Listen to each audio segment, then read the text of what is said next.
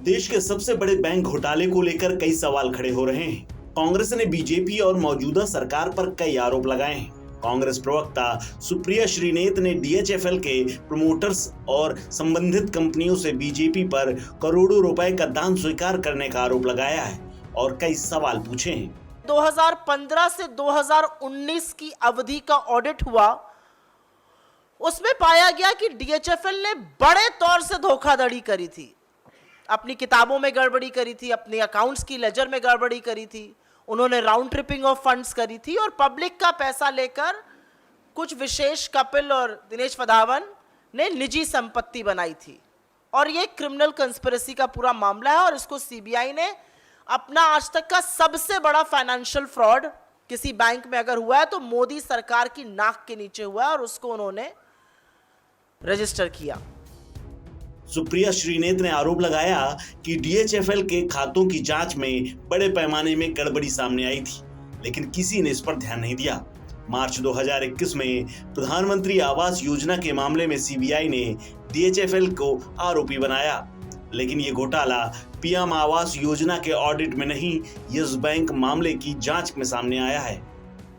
एक fictitious Bandra branch के नाम से, सिर्फ ऑन पेपर बांद्रा ब्रांच के नाम से एक बैंक खोला गया जिसमें करीब 2,60,000 ऋण के खाते खोले गए और उससे इस कंपनी ने पैसा कमाया और पैसा इंटरेस्ट सबवेंशन से भी कमाया गया।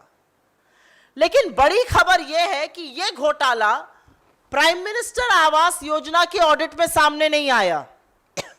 ये एक्चुअली यस बैंक का जब फोरेंसिक ऑडिट होने लगा तब सामने आया।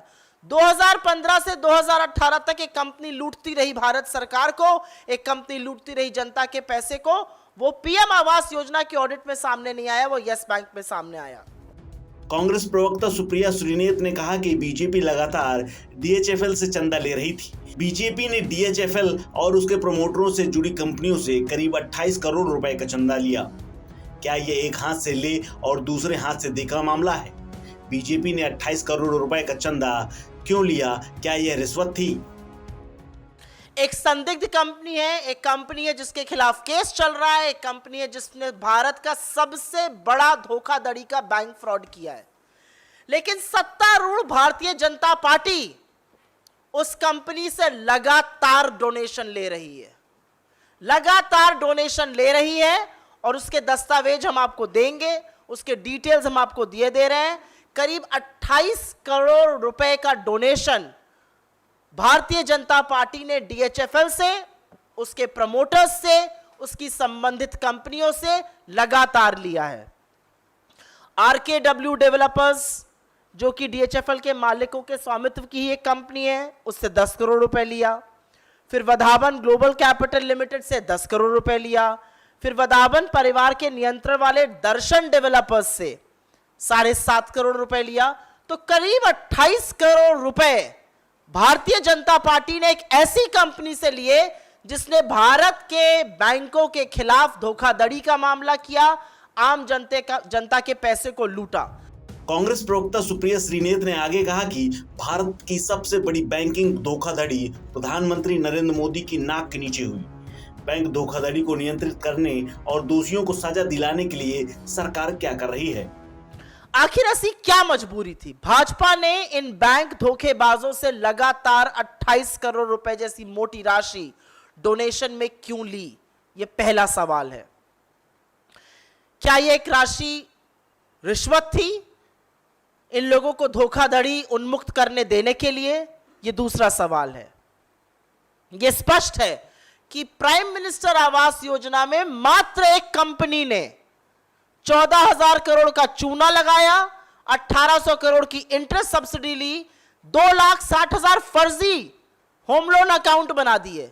अगर प्राइम मिनिस्टर आवास योजना में एक कंपनी अकेले ऐसा कर रही है तो क्या प्राइम मिनिस्टर आवास योजना का ऑडिट हुआ कि ऐसी कोई अन्य कंपनियां इस तरह की जालसाजी ना कर रही हो? और अगर ऑडिट हुआ है तो उसके दस्तावेज, उसका रिजल्ट सामने आना चाहिए। इसके साथ ही सुप्रिया श्रीनेत ने केंद्रीय एजेंसियों पर भी सवाल उठाए। उन्होंने कहा कि सेबी से लेकर आरबीआई तक इस फ्रॉड के बारे में सोते रहे। क्या इनकी जिम्मेदारी नहीं है कि देश में हो रहे घोटाले को रोकने का कोई प्रयास करें? जो एफआईआर रजिस्टर करी है सीबीआई ने, उसमें क्लियरली कहा गया है कि डीएचएफएल ने मात्र कागज पर एक बांद्रा ब्रांच के नाम से शाखा खोली। तो सवाल यह भी उठता है कि banking regulator RBI, market regulator SEBI, housing regulator NHB, national housing board, ये सारी एजेंसियां क्या कर रही थी? इनकी भूमिका पर सवाल जरूर उठता है। क्या न्यू इंडिया में एजेंसियां बिल्कुल अनजान बनी रहेंगी, अनभिज्ञ रहेंगी? बता दें कि बीते कुछ सालों में लगातार देश में बैंकों के घोटाले सामने आए हैं, लेकिन इनको लेकर कार्रवाई के नाम पर जांच से ज्यादा कुछ नहीं हुआ। ऐसे में सवाल खड़ा होना लाजमी है। इस खबर में फिलहाल इतना ही। अपडेट्स के लिए बने रहिए वन इंडिया हिंदी के साथ।